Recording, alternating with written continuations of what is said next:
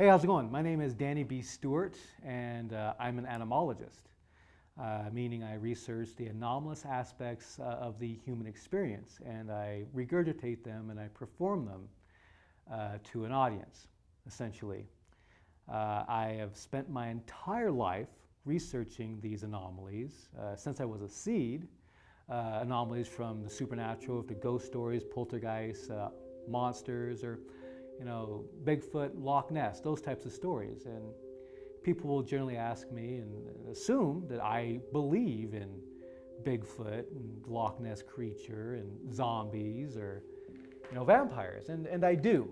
I do believe them. I believe they are very real, but I like to look at the stories behind them. I believe the stories about them are the truest part.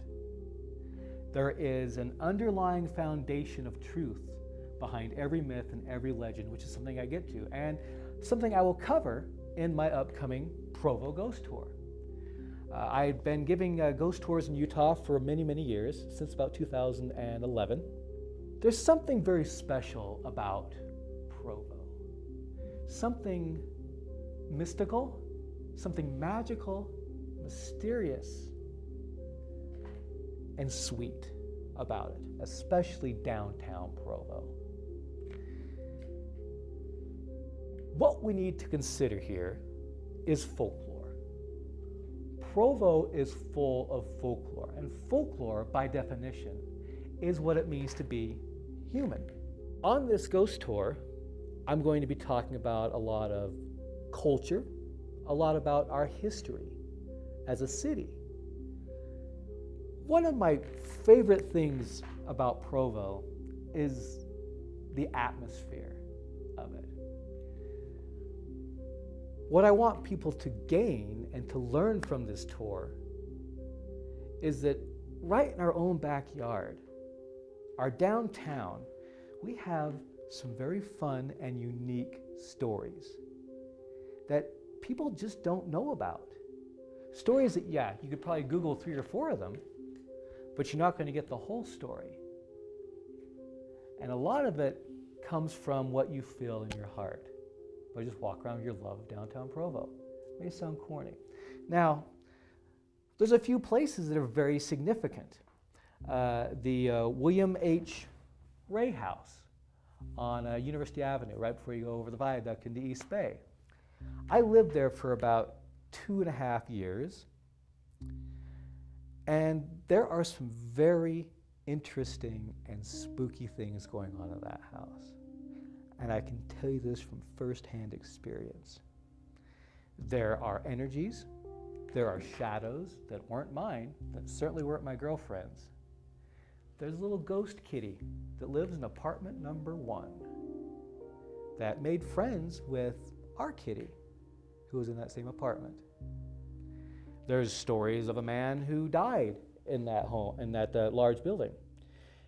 And it's an apartment right now, but it's been so many other things. From my knowledge, it was an actual mansion of a previous mayor. I may be completely wrong, but that's what I've heard a few times. It's been a dance recital studio. It's been an inn. And it's now a little apartment, a little apartment of 8 little rooms in it. It's magical. It's fun. And I'm going to learn a lot more about it on this tour. Downtown Provo also offers a haunted sandwich shop called Sensuous Sandwich. It's so creepy there that a lot of the young ladies who have worked there refused to close and even begged to be transferred to the Orem Sensuous Sandwich because there was something scary, a poltergeist that would break lights, toss boxes, or shadows that would move the corner of their eye. Feelings that made them feel uneasy. Uneasy enough not to want to close there alone, certainly. All up and down Provo, Center Street, there are multiple buildings that have stories. TaylorMade has stories of something in there. ABG's Bar, City Limits, have stories inside there.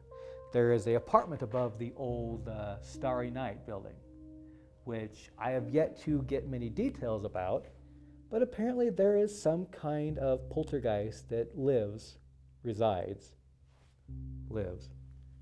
in that building. And I invite you to join me on one of my ghost tours this October. For more information, please go to animologist.com, where we'll be selling tickets and have more information about where we'll be meeting up, as well as what you can expect on the tour. One rule though, this is a walking tour, so no belly aching. You got it?